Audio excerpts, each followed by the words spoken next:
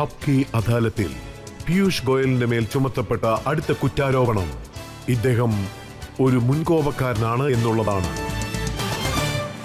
Piyush sir, താങ്കൾ വളരെ കുഞ്ഞായിരിക്കുന്ന സമയത്ത് താങ്കളുടെ മാതാപിതാക്കൾ താങ്കൾക്ക് ഹാപ്പി എന്ന് പേര് വെച്ചു.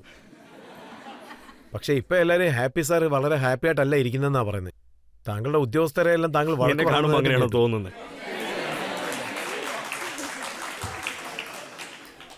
രജത് സാർ, ഈ നാട്ടു ജനങ്ങൾക്ക് നിങ്ങളുടെ എല്ലാവരുടെയും ഒരു വിശ്വാസം, അവരുടെ പ്രതീക്ഷകളും കൂടുതലാണ്. ഓഫീസേഴ്സിൻ്റെ മേലെ വിശ്വാസമാണ്, ഞങ്ങളുടെ മേത്ത് വിശ്വാസമാണ്. ഞങ്ങളെല്ലാവരും കൊളീഗ്സ് അല്ലേ? പല വർഷങ്ങൾക്ക് നമ്മുടെ ഈ നാട് ഒരുപാട് തന്നെ പോരാടിയിട്ടുണ്ട്, ഒരുപാട് കഷ്ടപ്പെട്ടിട്ടുമുണ്ട്. ചെറിയ ചെറിയ കാര്യങ്ങൾക്ക് പോലും ഈ നാട് പേടിക്കേണ്ട ഒരു അവസ്ഥയിലാണുള്ളത്. ഒരു ചെറിയ കാര്യം പോലും നാട്ടിലെല്ലാവരുടെയും വീട്ടിൽ കറണ്ട് ഉണ്ടെന്ന് പറയാൻ കഴിയത്തില്ല. ഒരുപക്ഷെ ഞങ്ങളെ കൊണ്ട് അത് ചെയ്യാൻ കഴിയില്ലെന്ന് വെച്ചാൽ കോടിക്കണക്കിനുള്ള പിള്ളേർ കറണ്ട് ഇല്ലാണ്ട് വളരെ അവസ്ഥപ്പെട്ടുകൊണ്ടിരിക്കുവാണ്. അതുപോലത്തെ കാര്യമാണ് നിങ്ങൾ ഈ ഓഫീസേഴ്സിൻ്റെ അടുത്തൊക്കെ ഡീൽ ചെയ്യുന്നത്. ഓഫീസേഴ്സിൻ്റെ അടുത്ത് പെട്ടെന്ന് ആക്ഷൻ എടുക്കാൻ പറഞ്ഞ് നിങ്ങൾ ഡിമാൻഡ് ചെയ്തുകൊണ്ടിരിക്കുവാണ്. നാട് മുഴുവനും കറണ്ട് ഉണ്ടാവണം, എല്ലാ വീടുകളിലും ജനങ്ങൾ എല്ലാവർക്കും തന്നെ എല്ലാം കിട്ടണമെന്നും. ഒരുപക്ഷെ ആരെങ്കിലും എന്തെങ്കിലും ഒരു തെറ്റ് ചെയ്താൽ, ആരെങ്കിലും ശരിക്കും പണി എടുത്തില്ലെന്ന് വെച്ചാൽ അവിടെ കറപ്ഷൻ എന്ന് പറയുമ്പോൾ ദേഷ്യം വരുന്നതൊക്കെ സാധാരണ കാര്യമല്ലേ?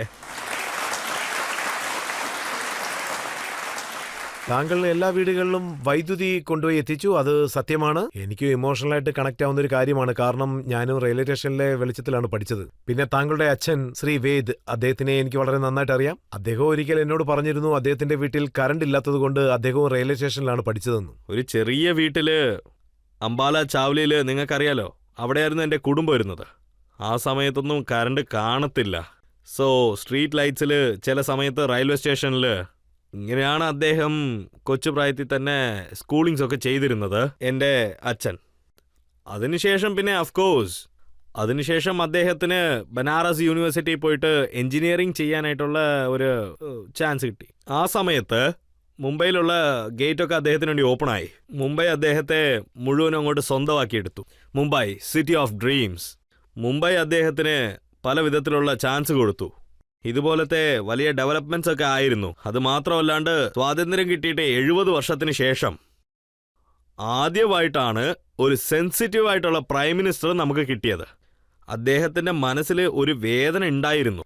അതായത് നമ്മുടെ അമ്മ, നമ്മുടെ അനിയത്തി, നമ്മുടെ പെണ്ണുങ്ങളെല്ലാവരും തന്നെ ടോയ്ലറ്റ് പോലത്തെ ഒരു ബേസിക് കമ്മ്യൂണിറ്റി, ഒരു ബേസിക് നീഡ് തന്നെ അതുപോലും കിട്ടാണ്ടാണ് ഇരുന്നത്. നമ്മുടെ നാട്ടില് 50% ഇന്ത്യയിലുള്ള ജനങ്ങള് ടോയ്ലറ്റ് ഇല്ലാണ്ട് തന്നെ 2014 വരെ പാടത്ത് പോയിരിക്കുന്നത് നാണം കെടേണ്ട ഒരു കാര്യമാ. നാണം കെടണമെന്ന് വെച്ചാൽ അവർ മാത്രമല്ല, നമ്മുടെ ഈ നാട് മുഴുവനുമാണ് അതിന്. പക്ഷേ എന്തോരം ഗവൺമെന്റ് മാറി, എത്ര കുടുംബരാഷ്ട്രീയ ആൾക്കാർ മാറി വന്നു. അങ്ങനെയുള്ള ആൾക്കാർക്കൊന്നും ഇങ്ങനെയുള്ള കാര്യങ്ങളൊന്നും ഒരിക്കലും മനസ്സിലാവത്തില്ല. അവരൊക്കെ ഒരു നല്ല അറ്റ്മോസ്ഫിയറിൽ ജീവിക്കുന്നവരാണ്. പക്ഷേ മോദിജി വളരെ ഹംബിൾഡ് ആയിട്ടുള്ള ഒരു ബാക്ക്ഗ്രൗണ്ടിൽ നിന്ന് അദ്ദേഹത്തിന്റെ ജീവിതം നയിച്ചു വന്നിരിക്കുന്നത്. ഗ്രാമത്തിൽ നിന്നാണ് സ്കൂളിലോട്ട് പോയിട്ട് വന്നത്. ലിറ്ററലി ഒരു സാധാരണ കുടുംബത്തിലുള്ള എല്ലാവിധത്തിലുള്ള കഷ്ടവും അദ്ദേഹം അനുഭവിച്ചിട്ടുണ്ട്. അതുപോലത്തെ ഒരു നല്ല മനുഷ്യന്റെ മെയിൻ കാര്യമായിട്ട് നാട്ടിലെ ഓരോ വീട്ടിലും ഗൗരവമായിട്ടുള്ളൊരു കാര്യമുണ്ടോ? എല്ലാ വീടുകൾക്കും കറണ്ട് വന്നിട്ടുണ്ട്. ഡിജിറ്റൽ കണക്ടിവിറ്റി നാടിന്റെ ഇപ്പം എല്ലാ മൂലയിലും കാണുന്നുണ്ട്. റോഡ്സൊക്കെ എല്ലാ നാടുകൾക്കും ഇപ്പൊ വന്നിട്ടുണ്ട്. ഇപ്പൊ എന്താ അവസ്ഥയെന്ന് വെച്ചാ, പൈപ്പ് തുറക്കുമ്പോൾ വെള്ളം വരാത്ത ഒരു വീട് നിങ്ങൾക്ക് അടുത്ത 2 വർഷത്തിൽ ഒരിക്കലും കാണാൻ കഴിയത്തില്ല. ഒരു വിധത്തിൽ നോക്കണമെങ്കിൽ നാട്ടിലെ ജനങ്ങൾക്ക് എല്ലാ ആവശ്യങ്ങളും കിട്ടുന്നുണ്ട്. ഒരു 3 കോടി ജനങ്ങൾക്ക് അവർക്കായിട്ടുള്ള സ്വന്തം വീട്, 3 കോടി ജനങ്ങളെ അദ്ദേഹം പണക്കാരനായി മാറ്റിയിരിക്കുന്നു. അത് മാത്രമല്ലാണ്ട് ഗവൺമെന്റ് എല്ലാവരും കൂടെ ചേർന്ന് പ്രധാനമന്ത്രി മോദിജിയെ ഇൻസ്പിറേഷൻ കൊണ്ടും അദ്ദേഹത്തിന്റെ വഴികാട്ടൽ കൊണ്ടും ഇതെല്ലാ വീട്ടിലോട്ടും പോയി ചേർന്നിട്ടുണ്ട്. താങ്കളുടെ പ്രവർത്തന രീതി എല്ലാവർക്കും ഇഷ്ടപ്പെടുന്ന ഒരു കാര്യമല്ല. താങ്കൾ ഉദ്യോഗസ്ഥന്മാരെ രാത്രിയിൽ എഴുന്നേൽപ്പിക്കുന്നു. ഉദ്യോഗസ്ഥന്മാർക്കൊക്കെ രാത്രി 2 മണിക്ക് ഫോൺ ചെയ്യുന്നെന്ന് കേട്ടു. അങ്ങനെ നോക്കുവാണെങ്കിൽ പ്രധാനമന്ത്രി മോദിജി എപ്പോഴും പിന്നെയും ഞങ്ങളുടെ അടുത്ത് എപ്പോഴും ഒരു കാര്യം പറയാറുണ്ട്. നിങ്ങളൊക്കെ എത്ര മണിക്കൂർ വർക്ക് ചെയ്യുന്നോ അതിനേക്കാൾ 1 മണിക്കൂർ ഞാൻ എക്സ്ട്രാ വർക്ക് ചെയ്യുമെന്ന്.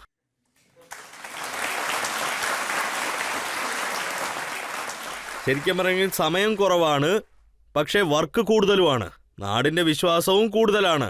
നമ്മളെല്ലാവരുടെ മേത്തും ജനങ്ങൾ ഒരുപാട് വിശ്വാസം വെച്ചിരിക്കുവാണ്. പിന്നെ അത് മാത്രമല്ലാണ്ട് നമ്മൾ 24 മണിക്കൂർ ഇപ്പോൾ അവൈലബിൾ ആയിട്ട് തന്നെ ഇരിക്കണം. അങ്ങനെയുള്ളപ്പോൾ ഞാൻ എൻ്റെ ഒരുപാട് ഇന്റർണൽ കാര്യങ്ങളൊക്കെ, പിന്നെ എൻ്റെ ഈ റീഡിംഗ് ഒക്കെ, ഫയൽസ് ഒക്കെ ഞാൻ രാത്രിയാണ് നോക്കുന്നത്. ടൈം ഞാൻ സേവ് ചെയ്ത് പക്ഷേ ഇവിടെ വെക്കും. നോക്കുകയാണെങ്കിൽ IAS, IPS ഇവരെല്ലാവരും താങ്കൾ അർദ്ധരാത്രി ജോലി ചെയ്യിപ്പിക്കാൻ വേണ്ടിയാണോ അവരൊക്കെ വന്നത്? ഇല്ല, രാത്രി എണിപ്പിക്കണമെന്നുള്ളതല്ല എൻ്റെ ഒരു താങ്കളുടെ ഉദ്ദേശം. മനസ്സിലിരിപ്പ് ഞാൻ പറയാം, ഞാനും ഉറങ്ങുന്നില്ല, നിങ്ങളും ഉറങ്ങാൻ പാടില്ല.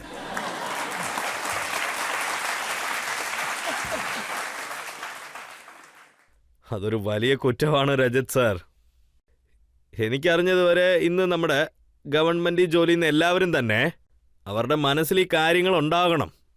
ഞങ്ങളുടെ ഓഫീസേഴ്സോ അല്ലെങ്കിൽ ഗവൺമെൻറ് എംപ്ലോയീസോ എല്ലാവരും ഈ പുതിയ കൾച്ചറിലോട്ട് വന്ന് പുതിയ ചിന്തയോടൊപ്പം അവരും തയ്യാറായിക്കൊണ്ടാണ് ഇരിക്കുന്നത്.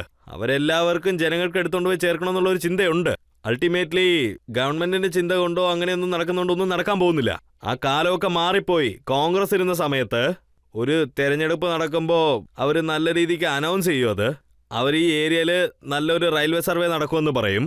അതിനുശേഷം മറ്റൊരു തെരഞ്ഞെടുപ്പ് വരുമ്പോൾ അതിനുശേഷം ഓർമ്മ വന്ന് പറയുന്നത് ഒന്നും തന്നെ നടക്കില്ലെന്ന്. അതിനുശേഷം അവർ പറയുന്നതായിരിക്കും ഈ പ്രോജക്റ്റ് ഇപ്പോൾ അപ്രൂവൽ ആവാൻ പോവാന്ന്. പിന്നെ 5 വർഷത്തിന് ശേഷം പിന്നെ ഒരു ചെറിയ ബഡ്ജറ്റ് കൊടുക്കും. ഇങ്ങനെ ചെയ്ത് ചെയ്ത് പല വർഷങ്ങൾക്ക് ഇങ്ങനെ പല പ്രോജക്ട്സ് ഇങ്ങനെ തന്നെ ഇരിക്കും, ഒരു മാറ്റവും ഇല്ലാണ്ട് അങ്ങനെ തന്നെ. പ്രധാനമന്ത്രി മോദിജി എങ്ങനെപ്പെട്ട ഒരു പ്രധാനമന്ത്രിയാന്ന് വെച്ചാൽ അദ്ദേഹം എന്ത് അനൗൺസ് ചെയ്യുന്നോ അത് മുഴുവനും നല്ല രീതിക്ക് ചിന്തിച്ച് പ്ലാൻ ചെയ്തായിരിക്കും അദ്ദേഹം ചെയ്യുന്നത്.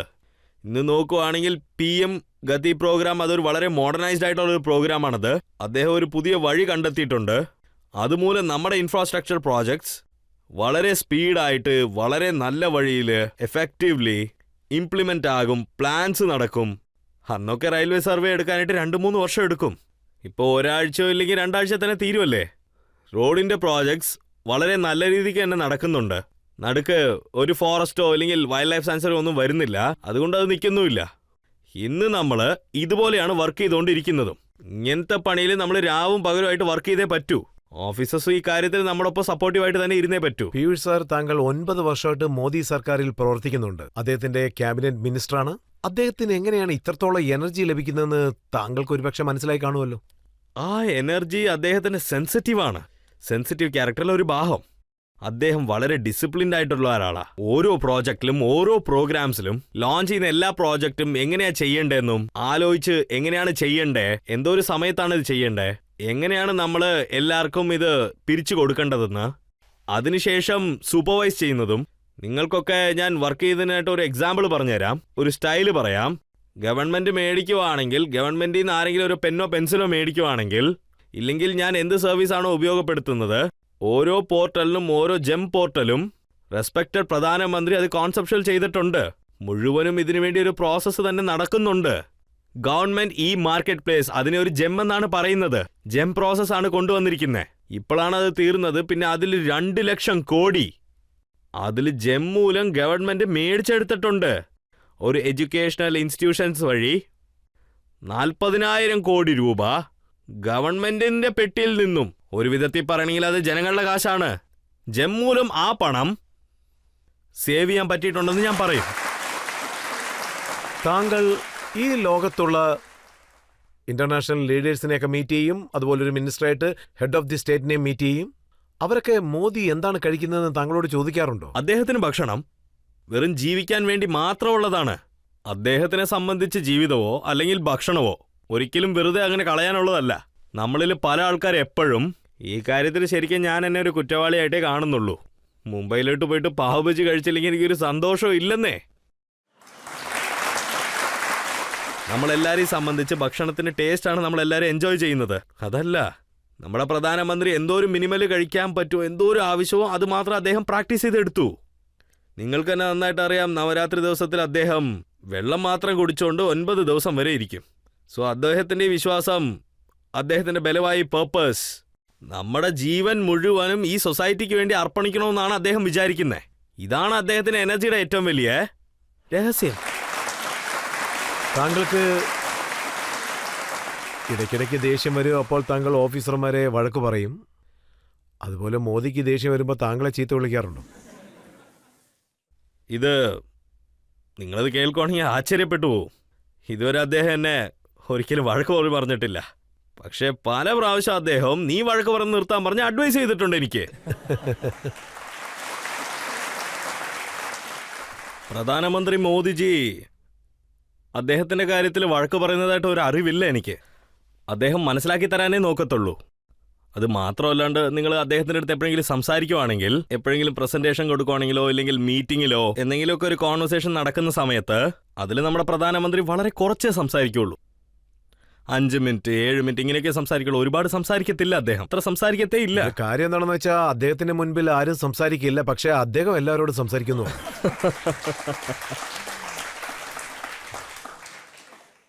അങ്ങനെ നോക്കുവാണെങ്കിൽ ഇതുപോലത്തെ ചെറിയ ഇന്റൻഷൻസ് ഒക്കെ സ്പ്രെഡ് ചെയ്യാനായിട്ട് ഓരോ കാര്യങ്ങൾ നടക്കുന്നുണ്ട്. പക്ഷേ എനിക്ക് രജിത് സാർ മുഴുവൻ വിശ്വാസമുണ്ട്.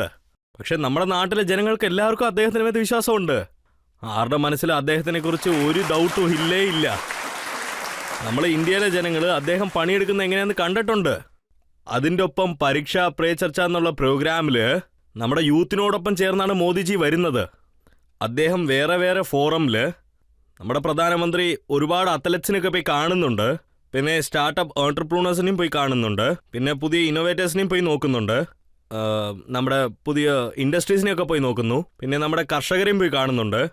അവരുടെയൊക്കെ എല്ലാവരുടെയും എക്സ്പീരിയൻസ് എന്താണെന്ന് വെച്ചാൽ പ്രധാനമന്ത്രി Modiji is A good listener. അദ്ദേഹം പുതിയ പുതിയ ഐഡിയാസ് ഒക്കെ വരുത്തുന്നുണ്ട്. അതുമാത്രമല്ലാണ്ട് അദ്ദേഹത്തിന്റെ ഐഡിയ മറ്റുള്ളവരെ ഒന്നും ചെയ്യാൻ പറയത്തില്ല. ഇതിനെക്കുറിച്ച് നിങ്ങൾ എന്താ പറയുന്നതെന്ന് അദ്ദേഹം ചോദിക്കും. നിങ്ങളുടെ സ്ട്രാറ്റജി എന്താണെന്നും അദ്ദേഹം ചോദിക്കും. അങ്ങനെയാണെങ്കിൽ ഇതെങ്ങനെയാണെന്ന് നിങ്ങളൊന്ന് ആലോചിച്ച് നോക്കാൻ പറയും അദ്ദേഹം. ഒരു പ്രോഗ്രാം മൂലം അദ്ദേഹം ആരുടെ അടുത്ത് ഇതൊന്നും ചെയ്യാൻ പറയത്തില്ല. എല്ലാവരെയും നല്ലപോലെ എൻകറേജും ചെയ്യും. എല്ലാവരെയും നിങ്ങളുടെ മൈൻഡ് ഓവർ ടൈം ഇട്ട് ഓടിക്കാനും പറയും അദ്ദേഹം.